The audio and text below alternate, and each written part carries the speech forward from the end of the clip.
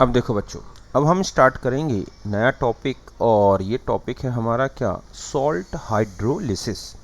Okay, तो सबसे पहले हम इसे डिफाइन कर लें कि ये होता क्या है salt hydrolysis. Salt hydrolysis.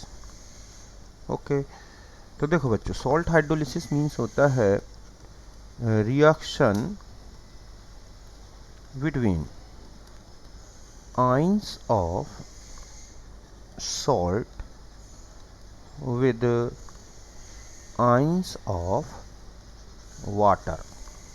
Ions of water means H plus and OH minus is called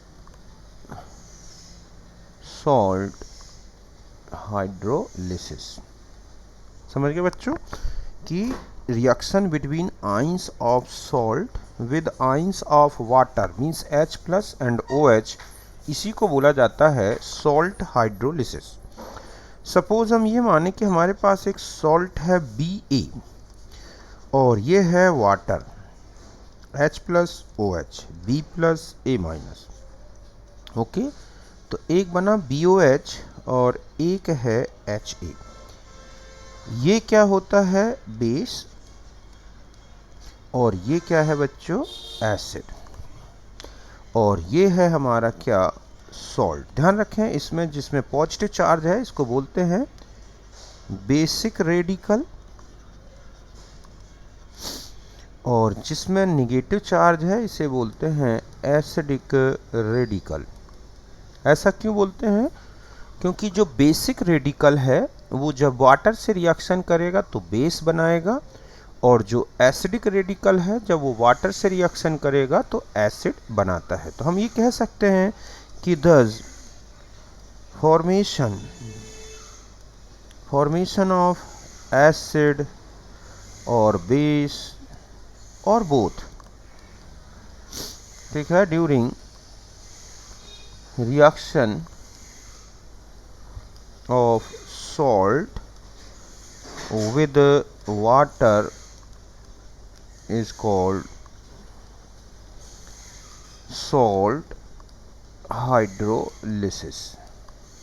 okay, तो इस तरह से ये है सॉल्ट हाइड्रोलिसिस का डेफिनेशन। एक एग्जांपल से समझते हैं। सपोज हमारे पास है NH4Cl प्लस और यहाँ पर आया वाटर, तो फॉर्मेशन हुआ NH4OH, ओके, और प्लस क्या HCl। तो ये बन गया क्या बच्चों बेस, ये क्या बन गया एसिड। तो इस तरह से ये क्या है सॉल्ट हाइड्रोलिसिस। अब जो नेचर होता है सॉल्यूशन का, हाइड्रोलिसिस होने के बाद जो नेचर ऑफ सॉल्यूशन होगा वो डिपेंड करता है स्ट्रेंथ ऑफ, ठीक है, produced acid and base. Means यहाँ पर और ये बता दूं कि जो स्ट्रेंथ होगी, स्ट्रेंथ ऑफ सॉल्यूशन और nature of solution, okay, depends on nature of acid और बेस फॉर्म्ड। ओके, कि जो सॉल्यूशन का नेचर होगा, उसकी जो स्ट्रेंथ होगी, वो इस पे डिपेंड करेगी कि जो सॉल्ट, जो एसिड या बेस बना है उसकी नेचर क्या है। ध्यान रखें, अगर एसिड प्लस, ठीक है, ऐसी कंडीशन आती है कि acid and base both strong है, ठीक है, तो नेचर जो होगा सॉल्यूशन का, नेचर ऑफ सॉल्यूशन वो कैसा होगा बच्चों न्यूट्रल। कैसा होगा न्यूट्रल। अगर एसिड और बेस दोनों स्ट्रॉन्ग बन जाते हैं तब ऐसे में जो सॉल्यूशन का नेचर होगा वो न्यूट्रल होगा। अगर एसिड स्ट्रॉन्ग है और बेस जो है बच्चों वीक है तब एसिडिक नेचर आएगा इन सॉल्यूशन। समझ गए ना कि अगर एसिड स्ट्रॉन्ग है और बेस वीक है तो जो सॉल्यूशन है वो एसिडिक नेचर का होगा। थर्ड कंडीशन है कि बेस स्ट्रॉन्ग है और एसिड वीक है।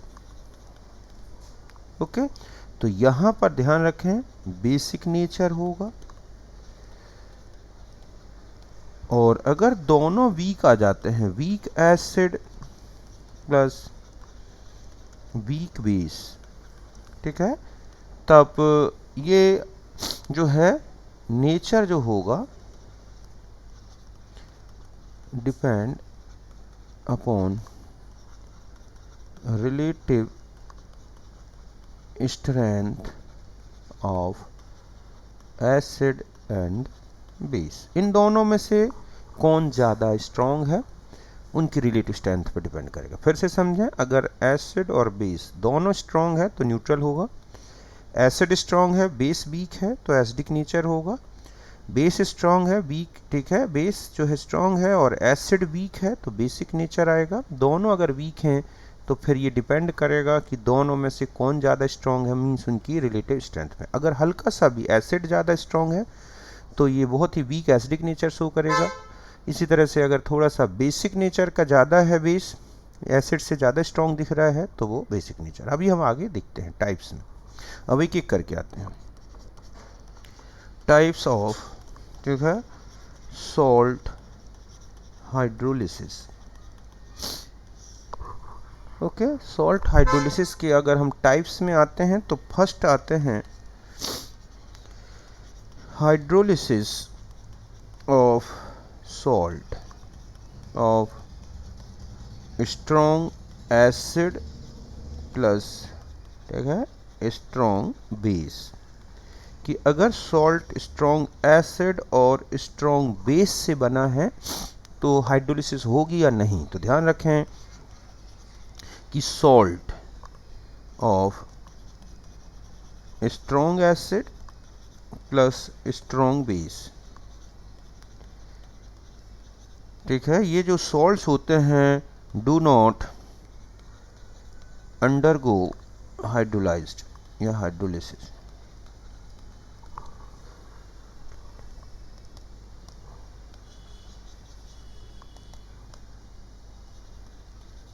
Hydrolysed only they hydrated. समझ गए बच्चों कि अगर कोई भी सॉल्ट ऐसा है जो स्ट्रॉन्ग एसिड स्ट्रॉन्ग बेस से बना है वो हाइड्रोलाइज्ड नहीं होगा, इसमें केवल हाइड्रेशन होगा, मतलब ये केवल हाइड्रेटेड होगा।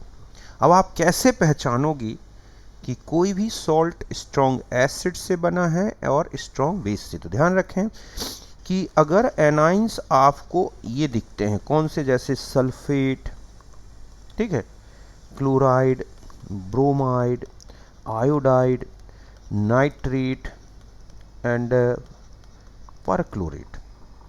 अगर आपको इस तरह के एनाइंस दिखते हैं और कैटाइंस में अगर ये दिखते हैं आपको Na प्लस, ठीक है, K plus, Rb plus, Ca2 plus, Ba2 plus, ठीक है, Sr2 प्लस, तो ध्यान रखें कि ये कहलाते हैं स्ट्रॉन्ग एसिडिक रेडिकल और ये होंगे स्ट्रॉन्ग बेसिक रेडिकल, ठीक है।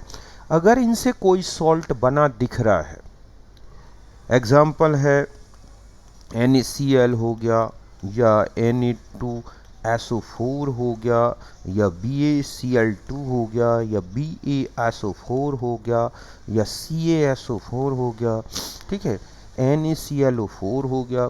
अगर इस तरह का कोई सॉल्ट आपको इन आइंस से बना है, मतलब एनाइंस और जो कैटाइंस आप देख रहे हैं इनसे कोई सॉल्ट बना है तो ये हाइड्रोलाइज्ड नहीं होगा।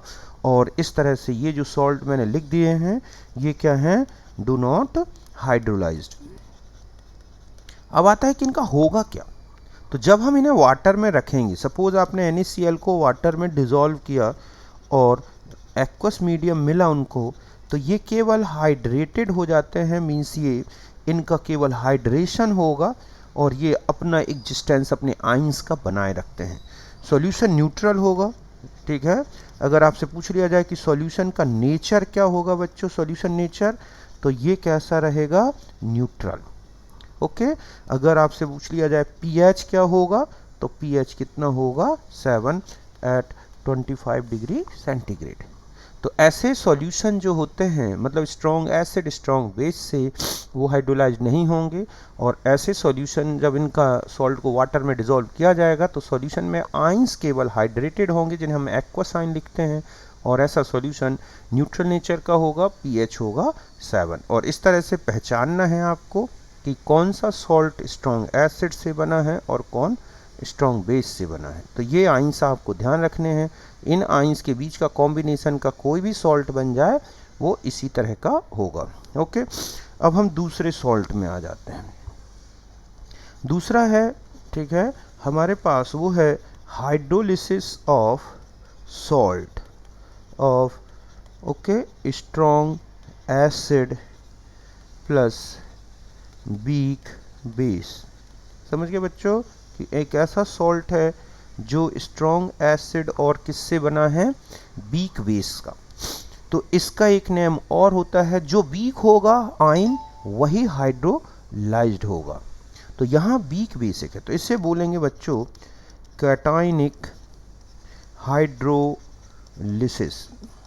ओके। क्यों क्या बोलते हैं, देखो ऐसा इसलिए होगा कि आपको यहाँ ध्यान रखना है कि because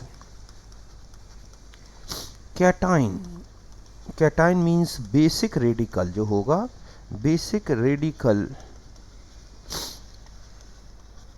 undergoes hydrolyzed only and form weak base. Thus, ठीक है, OH ions less than H plus ions in water।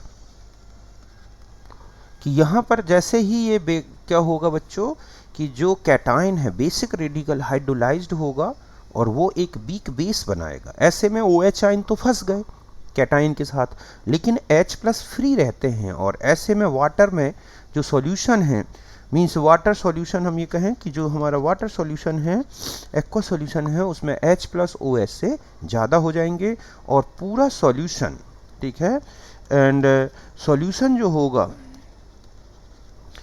Shows कौन सा नेचर शो करने लगेगा, एसिडिक नेचर।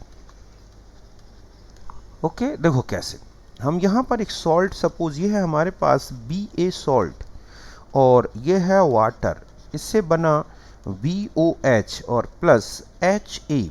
तो ये था हमारा सॉल्ट, ठीक है, ये बना हमारा वीक बेस और ये क्या बना बच्चों, स्ट्रॉन्ग एसिड।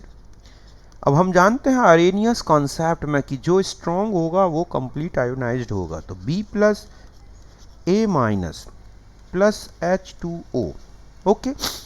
तो यहाँ पर क्या होगा बच्चों कि जो BOH है एक्वस, ये तो बन जाएगा एक वीक, और यहाँ पर H प्लस और A माइनस, ये आइंस जो बन गए, और ये एक्वस आइन है वाटर में, ठीक है। और अब यहाँ पर जो ये आइंस बन गए, इनमें से देखो आप, तो ये जो बना ये क्या है बच्चों, वीक बेस। क्या है यहाँ पर, ये वीक बेस। और अब यहाँ पर अगर आप देखें तो ये स्ट्रॉन्ग एसिड था, तो हम यहाँ से देखें कि इन आइंस को हटा दें, तो आपने देखा कि B प्लस एक्वस आइन प्लस वाटर H2O, पहले वाटर मिल गया, ठीक है, और इस तरह से ये हाइड्रोलाइज्ड हुआ और बन गया BOH और प्लस H प्लस। तो इसी H प्लस के कारण जो एक्वस आइन ये बन गया, इसी के कारण सॉल्यूशन में क्या आ जाएगा, एसिडिक नेचर।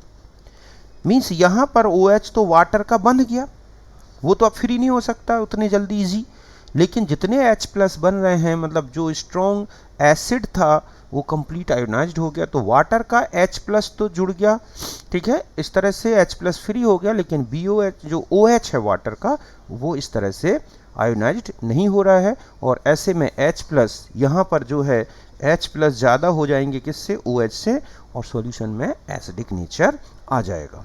ओके, अब आप कैसे पहचानोगे कि ये सॉल्ट जो है एक स्ट्रॉन्ग एसिड वीक बेस से बना है? तो ध्यान रखें, एनाइन तो वही होने चाहिए जो ऊपर आपने लिखे हैं, ठीक है, स्ट्रॉन्ग एसिडिक रेडिकल जो ये थे हमारे, अगर ये हैं मीन्स वही जो SO4 2 माइनस, NO3 माइनस, ठीक है, chloride minus, bromide minus, iodide minus, NO3 minus, ClO4 minus, अगर ये एनाइन है और कैटाइंस में आ जाएं, ठीक है बच्चों, तो ये वीक होते हैं, जो वीक बेसिक रेडिकल, हम इसे इस तरह से कहें कि ये रेडिकल वीक बेसिक रेडिकल हैं, तो ये हो सकते हैं कैटाइंस। आप ऐसे पहचानोगे cations of P block, D block, F block, समझ गए ना, एलिमेंट्स।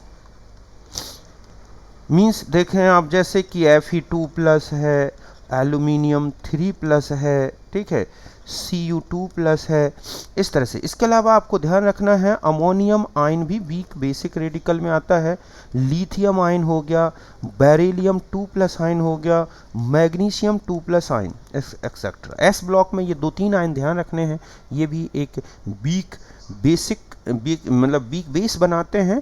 तो इस तरह से आपको P, D और F ब्लॉक के अगर एलिमेंट्स के कैटाइंस दिखते हैं तो समझें आप कि वो एक वीक बेस बनाएंगे, और एनाइंस में तो आपको पहले ही बता चुका हूँ इस तरह से स्ट्रॉन्ग के होने चाहिए। एक एग्जांपल से समझ सकते हैं आप, जैसे ये लिखा है NH4Cl, ठीक है, इसके अलावा लिखा है AlCl3, या लिखा है NH4 होल ट्वाइस SO4, ठीक है, इस तरह से। अगर इस तरह के रेडिकल्स आपको दिखते हैं, ठीक है, और उनसे बने हुए कॉम्बिनेशन दिखते हैं, तो आप समझ जाएं कि ये इसी तरह का सॉल्ट बनाएंगे। जैसे NH4Cl है, अगर हम NH4Cl को वाटर में रखेंगे तो क्या बन जाएगा बच्चों, NH4OH और प्लस क्या, HCl।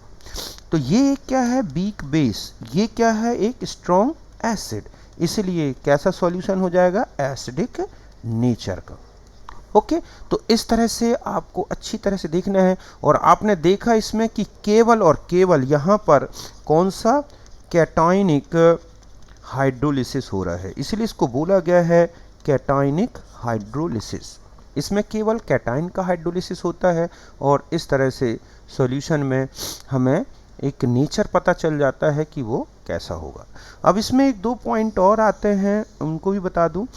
एक आता है हाइड्रोलिसिस, ओके, कांस्टेंट। तो हाइड्रोलिसिस कांस्टेंट बच्चों ये है कि जैसे आपने सॉल्ट अभी देखा कि ये सॉल्ट हाइड्रोलाइज्ड हुआ था, यहाँ पर B plus plus H2O is equal to BOH और प्लस H प्लस। तो यहाँ पर लिखा जाता है KOH इज इक्वल टू, क्या लिखा जाएगा बच्चों, BOH H plus upon B plus. तो ये कहलाता है, KH को बोलते हैं यहाँ हाइड्रोलिसिस कांस्टेंट, B प्लस, ठीक है, H2O तो यहाँ पर एक्सेस में होता है इसलिए उसको, तो यहाँ पर यही है हाइड्रोलिसिस कांस्टेंट इसका। ओके, और इसका एक रिलेशन बता दूं कि KH और इसमें एक रिलेशन आएगा KH KW से, तो इसमें एक रिलेशन और आएगा आगे, हमें सिर्फ ये रिलेशन याद रखना है। KH इक्वल टू होता है यहाँ पर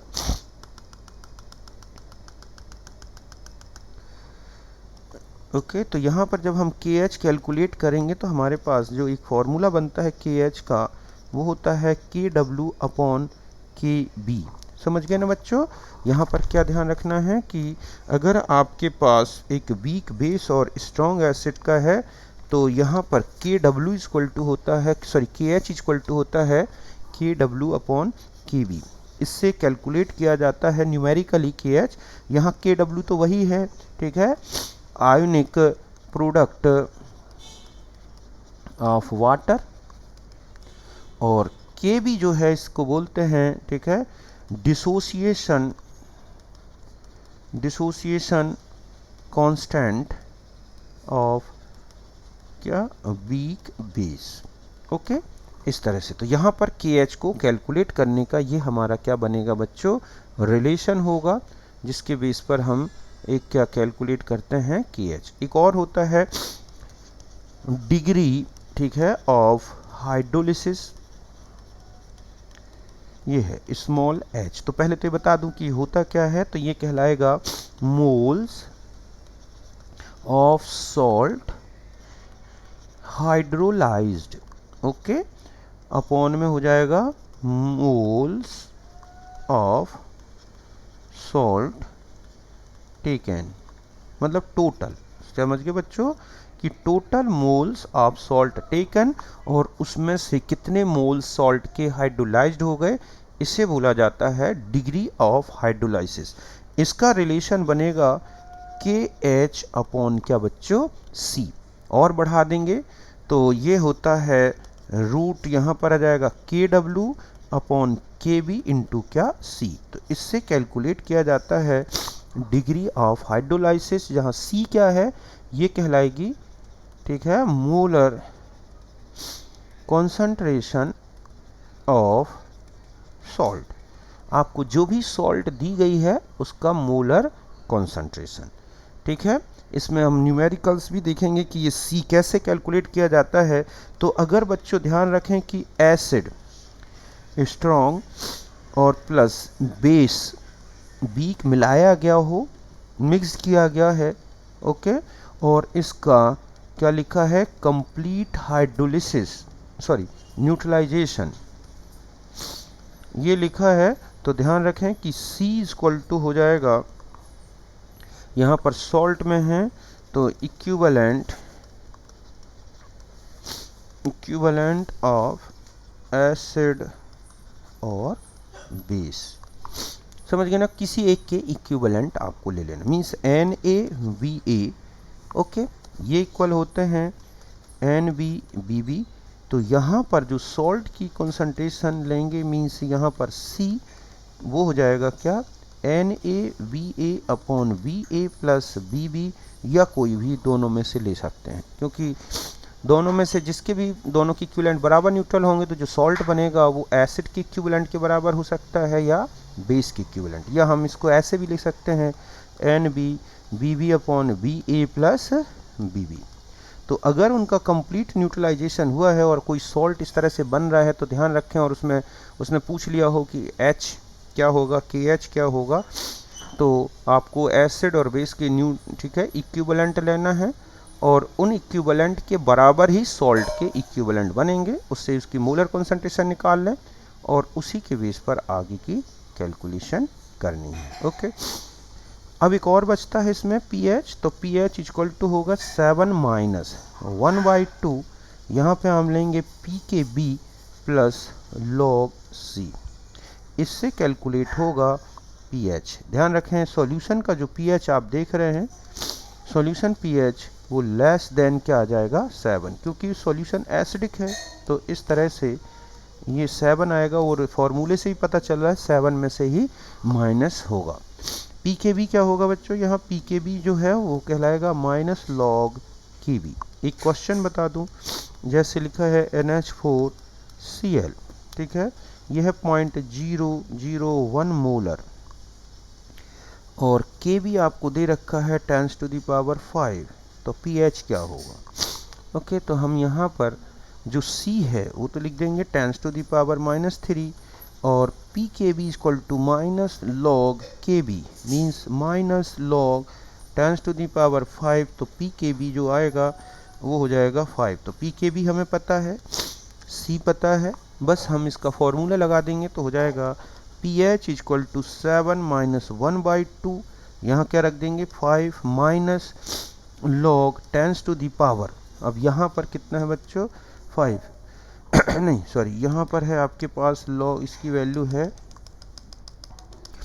यहाँ पर था प्लस, सॉरी, और ये है 10⁻3। तो pH equal to 7 minus 1/2, 5 minus क्या कर दिया आपने 3, बस इसके बाद आगे सॉल्व कर लोगे तो 7 माइनस 1/2 और यहाँ बचेगा 2, और इस तरह से आपके पास आ जाएगा 7 माइनस 1, तो कितना हो गया ये 6। तो ये कैसा होगा एसिडिक। तो यहाँ तक क्लियर है। ये तो हो गया सॉल्ट ऑफ, ठीक है, कौन सा सॉल्ट हो गया, स्ट्रॉन्ग एसिड वीक बेस का। तो बेसिक सॉल्यूशन होगा। पीएच कैसे सॉल्ट को पहचानोगे ये मैंने बता दिया आपको, ठीक है। केएच कैसे निकालेंगे, एच कैसे कैलकुलेट करेंगे और पीएच कैसे कैलकुलेट करेंगे। ओके, अब नेक्स्ट क्वेश्चन में नेक्स्ट थर्ड आते हैं, और थर्ड है वो salt of strong base plus क्या होगा, वीक एसिड। इस तरह का सॉल्यूशन बना हो कि स्ट्रॉन्ग बेस और वीक एसिड इसका सॉल्ट बना है, तो हम इसकी हाइड्रोलिसिस देखते हैं। तो ध्यान रखें, पहले तो पहचान नहीं बता दूं मैं कि यहाँ पर जो कैटाइन होंगे, है ना, वो होंगे एस ब्लॉक एलिमेंटल या एलिमेंट कैटाइंस। समझ गए बच्चों, जैसे Na plus, K plus, Rb plus, Cs plus, Ca2 plus, Ba2 plus, Sr2 plus, इस तरह के ये तो होने चाहिए कैटाइंस। और एनाइंस में आएंगे, ठीक है, तो ये जितने भी कार्बोक्सिलेट आयन दिखते हैं, कार्बोक्सिलेट आयन है, साइनाइड है, कार्बोनेट है, बाइकार्बोनेट है, ठीक है, फॉस्फेट आयन है, इसके अलावा एल्कोक्साइड आयन है, फिनॉक्साइड आयन है। इस तरह का अगर कोई भी एनाइन आपको दिखता है और ये कैटाइंस, ये वाले कैटाइंस और ये एनाइंस, तो समझ जाएं कि सॉल्ट है स्ट्रॉन्ग बेस और वीक एसिड का। फॉर एग्जांपल है CH3COONA, ओके, SCOONA, Na2CO3, या लिखा है Na3PO4, इस तरह के ये सॉल्ट में इस तरह का आप देख रहे हैं कि कैटाइंस जो हैं वो आपको एस ब्लॉक के दिखते हैं और एनाइंस इनकी।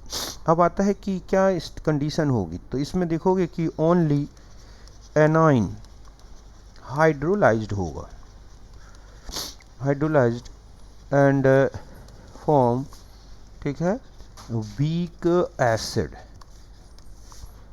और क्या बन जाएगा बच्चों, वीक एसिड। ऐसे में आप देखोगे कि जो OH आइंस हैं वो ज़्यादा हो जाएंगे H प्लस से, और ऐसे में सॉल्यूशन जो होगा वो कैसा होगा, बेसिक नेचर का, और जो pH होगा वो ग्रेटर देन 7 आएगा। जबकि वहाँ पर आपने देखा था कि सॉल्यूशन का जो pH है, ठीक है, वो क्या होता है, लेस देन 7। मैं यहीं पे लिखे दे रहा हूँ कि ये था pH लेस देन क्या, 7, जबकि यहाँ का जो pH है वो ग्रेटर देन क्या हो जाता है, 7। तो यहाँ पर इस तरह से ये हो गया हमारे पास। पहले तो ये है कंप्लीट। एक रिएक्शन ले लेते हैं, तो Ba प्लस H2O गिव्स, ठीक है, BOH प्लस HA। तो ये क्या हो गया, स्ट्रॉन्ग बेस, ओके, और ये है वीक एसिड। अब जो स्ट्रॉन्ग है वो कंप्लीट आयोनाइज्ड रहेगा, तो B plus plus A minus plus H2O gives B plus plus OH minus plus क्या बच्चों, HA। इसमें जो आयन कॉमन है उसको हटा दें, तो यहाँ से Ba हटा दो, तो ये बचा A माइनस H2O, ओके, तो ये बन गया OH माइनस प्लस HA।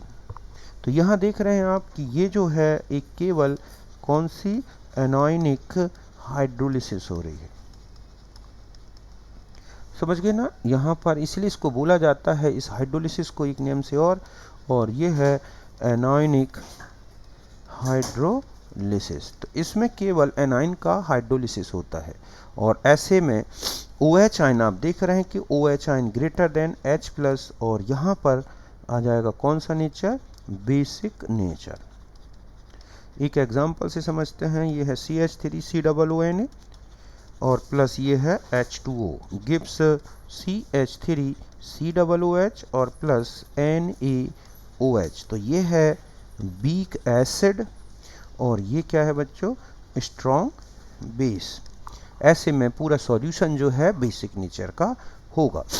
अब आता है कि इनका KH KW ये सब देखें कैसे हैं, तो इसमें जो KH होता है, ठीक है, KH को हम इससे ले लेंगे कौन सा, कि यहाँ पर हम लिखेंगे क्या, OH माइनस, ठीक है, HA अपॉन में क्या हो जाएगा बच्चों, HA, और ये हो गया अपॉन में ए माइनस। ओके, इसका के एच का देखो फॉर्मूला यहाँ पर था हमारे पास, K H equal to B O H, H plus plus B plus, है ना। और यहाँ पर आ गया हमारा इस तरह से O H minus H A upon A minus, या के एच कैलकुलेट करोगे तो होगा के डब्ल्यू अपॉन के ए, इससे तो कैलकुलेट होगा के एच।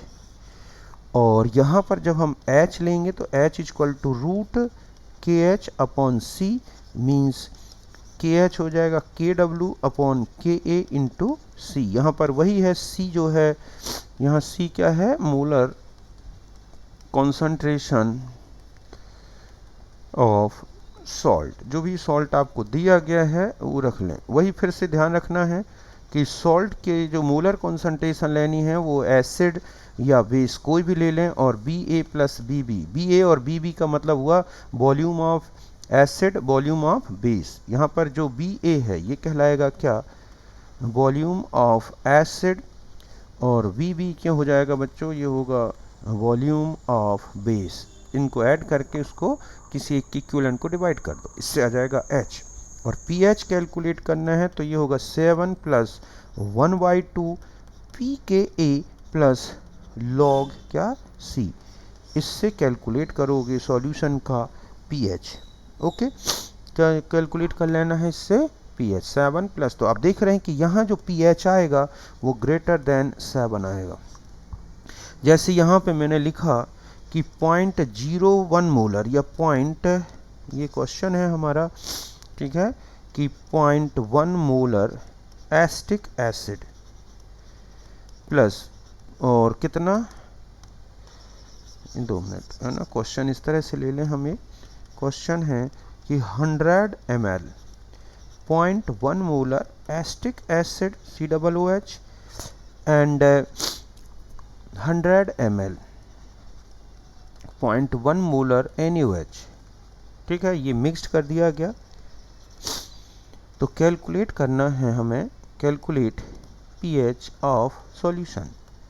ओके, तो देखो pH ऑफ सॉल्यूशन जब हम कैलकुलेट करेंगे, दोनों कंप्लीट न्यूट्रल हो रहे हैं, न्यूट्रल हो जाना चाहिए था, लेकिन थोड़ा सा उसमें जो है स्ट्रॉन्ग बेस बनता है, इसलिए बेसिक हो जाता है सॉल्यूशन। यहाँ पर दे रखा है pKa, कितना दे रखा है बच्चों, 5, या हम इस तरह से इसका करेक्ट वैल्यू जो दे रखी होती है, ठीक है, वो है हमारे पास 4.76। ठीक है, तो सबसे पहले हमें यहाँ ध्यान रखना होगा कि C क्या होगा। तो मैंने अभी आपको बताया कि जो सॉल्ट होगा, सॉल्ट की जो कॉन्सेंट्रेशन होगी CH3COONA, मीन्स यहाँ पर जो CH3COONA बनेगा उसकी कॉन्सेंट्रेशन किसी से भी ले सकते हैं। तो आपने लिखा 100 इंटू 0.1 अपॉन क्या कर दोगे, 200। बात समझ गए ना। टोटल वॉल्यूम हो गया 200, 100 ml इसका, 100 ml इसका, तो यहाँ से ये हो गया इस तरह से 0.1 अपॉन में क्या, 2। यहाँ तक बात समझ में आ गई। या हम इसे और लिख सकते हैं 5 इंटू 10⁻⁻, माइनस कितना हो जाएगा, 2। हो गया। तो इस तरह से ये हो गया हमारे पास इसका कॉन्सेंट्रेशन, ये हो गया C का वैल्यू। बस अब आपको यहाँ पर pH equal to 7 plus 1/2 pKb, तो 4.76 प्लस लॉग, ठीक है, 5 इंटू 10⁻⁻²।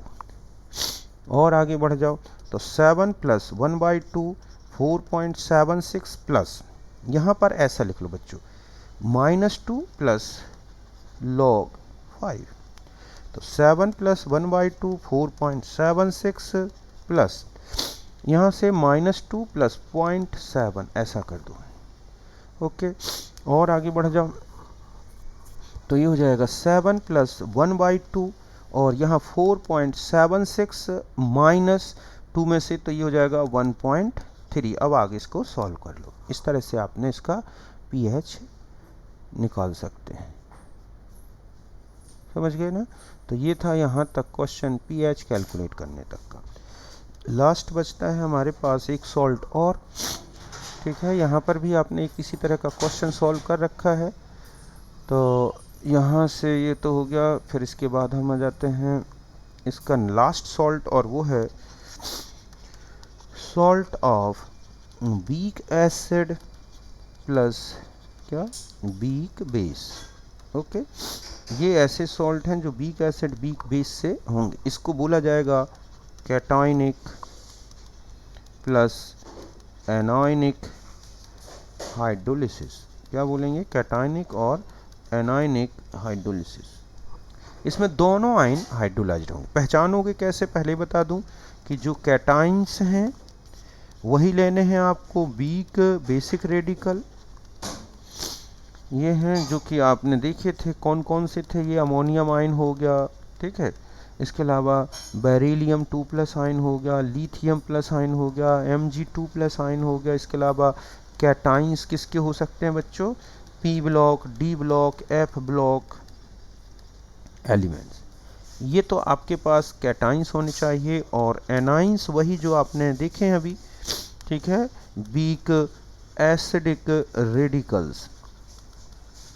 और ये हो सकते हैं RCOO-, ठीक है, और Cn-, CO3 SCCO3 इस तरह से जो भी आपने वहाँ पर वीक एसिडिक रेडिकल्स बने। लाइक एज जैसे लिखा है, ठीक है। और भी इसमें अमोनियम आयन है तो ये हो जाएगा CH3COO ठीक है, इस तरह से है। या NH4 होल ट्वाइस CO3 है, या NH4 होल थ्राइस PO4 है। इस तरह के सॉल्ट होने चाहिए। अब यहाँ पर आप देखोगे कि जब सॉल्ट हाइड्रोलाइज्ड होगा तो बनेगा क्या? BOH और प्लस HA। तो ये जो है ये क्या है? वीक बेस है, ओके। और ये क्या है? वीक एसिड है। तो दोनों वीक बन गए। ऐसे में हम ऐसा लिखेंगे B+A- प्लस H2O। तो ये बन गया BOH, ठीक है, और प्लस क्या? HA। तो यहाँ पर आप देख रहे हैं कि कैटाइनिक प्लस एनायनिक दोनों हाइड्रोलिसिस हो रहे हैं, मतलब एनायन और कैटाइन दोनों हाइड्रोलाइज्ड हो रहे हैं, तो एनायनिक हाइड्रोलिसिस लिखा जाएगा। ये है। और यहाँ जो KH कैलकुलेट किया जाएगा वो हो जाएगा BOH, ओके, HA अपॉन में क्या? B+ and A-, means KH equal to KW upon KA into KB। ये लगेगा KH निकालने का फॉर्मूला। और इसमें जो H होता है वो ओनली KH से ही रिलेटेड है, इसमें कॉन्सेंट्रेशन टर्म नहीं आएगा, मीन्स ये हाइड्रोलिसिस कॉन्सेंट्रेशन पे डिपेंड नहीं करेगा। तो इसका ये हो जाएगा H इक्वल टू रूट, ठीक है, KW अपॉन KA इंटू क्या हो जाएगा? KB, okay. तो इस तरह से ये होगा। और जो इसका pH कैलकुलेट करने का फॉर्मूला होगा वो होगा 7+ यहाँ पर 1/2, ठीक है, इसमें आ जाएगा फॉर्मूला 7 + 1/2 और यहाँ पर हो जाएगा pKa माइनस pKb। इस तरह से अगर pKa equals to the pKb है तो सॉल्यूशन जो होगा न्यूट्रल नेचर होगा, नेचर ऑफ सॉल्यूशन, ओके।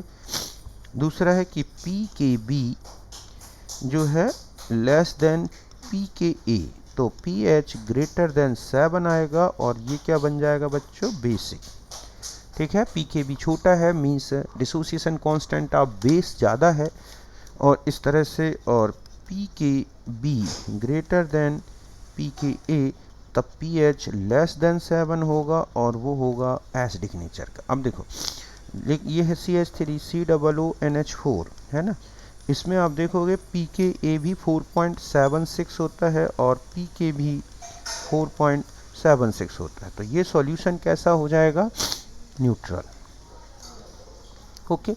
अब मान लो यहाँ आते हैं HCOONH4, तो यहाँ पर pKa जो होता है 3 है और pKb जो होता है वो होगा 4.76। तो देखो आप कि अगर pKa कम है, ठीक है, तो pH जो है लेस देन 7 आएगा और सॉल्यूशन कैसा हो जाएगा? एसिडिक नेचर का। बहुत ही वीक एसिडिक नेचर होगा, ऐसा नहीं कि बहुत स्ट्रॉन्ग, ये है। और इसका उल्टा मान लो लिखा है NH4Cn, तो pKa तो होता है लगभग 7 के आसपास और pKb जो है वो लगभग 5 के आसपास का है, ओके। तो ध्यान से देखें आप कि यहाँ पर भी नेचर जो है क्या हो जाएगा, यहाँ पर अब पी के बी और पी के, तो यहाँ पर आपने देखा पी के ये है और पी के बी ज़्यादा है, तो यहाँ पर कैसा हो जाएगा, बेसिक नेचर का।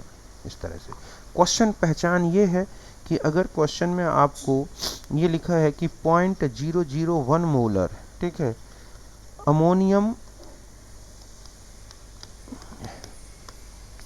ये लिखा है आपको कि अमोनियम कार्बोनेट दे दिया जाए होल ट्वाइस CO3, ठीक है, और यहाँ पर लिखा है आपको के ए भी दे दिया और के भी दे दिया आपको।